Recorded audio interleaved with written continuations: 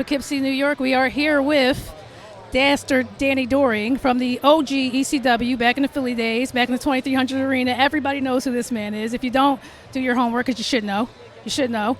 All right, and we are with Awesome Championship Wrestling, again, that is in Poughkeepsie, New York. So for these people who don't know who you are, they should know, because this man is OG ECW legend. Let them know what you're doing right now, though, in Awesome Championship Wrestling. Oh, I mean, this is my 30th year in the wrestling business. Thank you for that introduction, by the way. That was phenomenal. And I have found a home here in Awesome Championship Wrestling. And tonight, right here in Poughkeepsie, I plan on making history by beating the longest reigning cruiserweight champion in the company's history. Absolutely. So let me ask you this. You probably traveled a whole lot, and probably a lot around the States. What's been one of your favorite places ever to travel that you love coming back to? It's got all the prettiest women, all the best food. What's one of your favorite places? Well, I mean, if I got to go through the country list, I love Florida, love Fort Lauderdale. I love Chicago. One of the most passionate wrestling fans in the world is Chicago, Illinois. Of course, my home state of New Jersey, New York. California is always nice, but a very underrated place that people don't realize is I'm a big fan of Missouri and Kansas. I think they're absolutely great wrestling fans, great time. Every time I go there, it was a great time. And, of course, one of my favorite states ever, Texas. Oh, yeah. I love Florida, too. That's absolutely one of my favorite places to visit. Miami, probably my favorite city in the whole world. Down there a couple months ago. We were just down in Miami for a couple days in Miami. And, then, of course, right now, New Jersey, Jersey Shore, that's kind of where I hang out. It's where I have my home. That's what we do. Oh, I can't wait to go back out there this summer before it starts to get cold again. I'm old enough to know about the OG ECW, not the one WWE tried to make. You know, that was its own thing. But we know about the OG ECW, Philly, where I'm from, 2300 Arena. I've been there a ton of times, but I was too young to ever watch you wrestle there. How do you feel when you go back there? Do you feel like, holy shit, I did some crazy shit here, I met some crazy people here, or is it just more like love? Is it like family? Does it still feel like family when you go back there? It's like love, family. It's the building's completely different. It's a completely different building from when I was there. It's changed like 3 times. It's one of the best wrestling cities in the world. The fans will let you know, and they will make you or break you. They have that ability. The New York and Philly fans have always had that ability. But if I can flip it around, so let me ask you a question: who in Philly has the best cheesesteak? You're asking an interesting question for me because I am a vegan. Oh. So, but I can tell you, believe it or not, there are a lot of restaurants in Philly that have really good vegan cheesesteaks. Triangle Tavern, Royal Tavern, and Tattoo Moms. They have all got great vegan cheesesteaks. So if you're not too afraid to try vegan food, there you go. So if you're not too afraid to try vegan food, I would definitely recommend any of those 3 places. But I definitely appreciate you repping them. You talk to somebody from Philly, you got to talk about cheesesteaks. It's crazy if you don't. I mean, but I would figure you'd have some inside knowledge for people who do go to those places. I mean, I was always, we were always, where 2300 is located, we were always Pat's or Gino's or Tony Luke's, which is now just Tony's, I think, or something like that. So I don't really have a full range of spectrum on all the places there. I've only tried about 3 or 4. Okay, I got you. So, again, let's talk a little bit more about the original ECW. You got a lot of fans, this younger generation, I'd say, you know, the people in their 20s who they watch something like AEW, for example, or GCW, and they're like, man, that is some hardcore shit. But they don't know that the original ECW started that stuff. So what would you say, I guess, to the fans of today about hardcore wrestling that are kind of like squeamish about it or put off of it? Do you feel like they're being too sensitive, that they need to realize that this shit's been around forever? How do you feel about these fans that just like talk so bad about hardcore wrestling? Well, I mean, I have a loaded, it's a good question, but I have a different answer that most people don't approach it with. Is ECW was known as hardcore wrestling, blood and guts, barbed wire, kendo sticks, tables, chairs.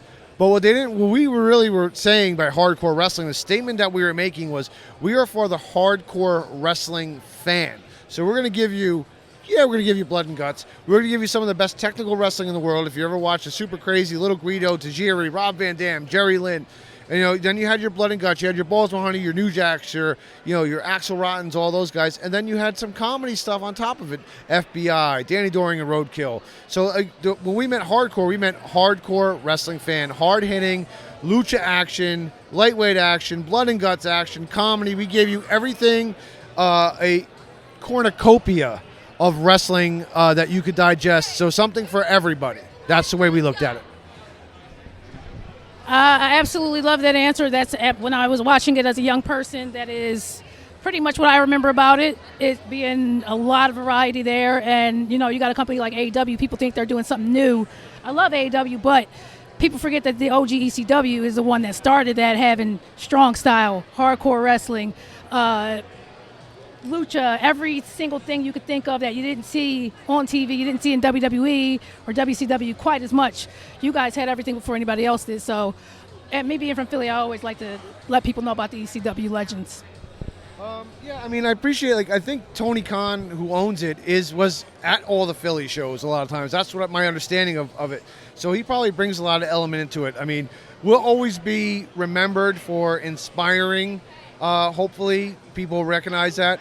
But the best part is no matter what happens, no matter what people think, we are part of 3 letters that change the landscape of the wrestling business, the whole facelift. We gave wrestling a facelift, and I am very proud, humbled, and excited to be part of those 3 letters. And if that's all I'm linked for the rest of my life, then I'll die a happy man. That's awesome. I love the pride in it. I love the shouting it out, letting everybody know what got everything started. Just a couple more questions for you. So, in your history of being a hardcore wrestler and, doing just a variety of different things, has there ever been a shot you've taken, a bump you've taken that kind of just knocked you senseless? You couldn't think straight the next day? Speak on that a little bit, because you were in the trenches with the ECW. You were in the real hardcore shit. I mean, Balls Mahoney chair shots will take years off your life, but the worst injury I ever got, I had my eye surgically repaired. Bubba Ray Dudley hit me with a chair. But the worst one I ever had was one of my best friends in the world, Chris Chetty, did a springboard leg drop and landed on my head with his full body weight on his ass. And I was in a 3-day coma. So, and I have still from that memory, no memory of that weekend gone from my brain. It's the scariest injury I've ever had. And I was very nervous. And to this day, I could watch that match like I wasn't there. Like I'm watching it as a fan, which is a scary but surreal and kind of oddly cool thing to be able to watch a match yourself that you don't remember being in. Yeah, you pretty much summed up why, even though I really wanted to be a wrestler as a kid, over the years I kind of changed my mind more and more. The stories like that definitely made me go, maybe I'll stick to the media part of it. As Tracy Smothers would say, it's not ballet. Absolutely not. Let's get back to this fit, because this is swag right here. This is aura right here. As the kids say, you got that shit on. This is that drip right here. I love this from head to toe. Like He's decked out. That's how all the kids talk these days. It's swag, it's aura, it's drip. That's aura. Or he would say, can I curse? Yeah. My son would say, real shit, twin. That's his goat.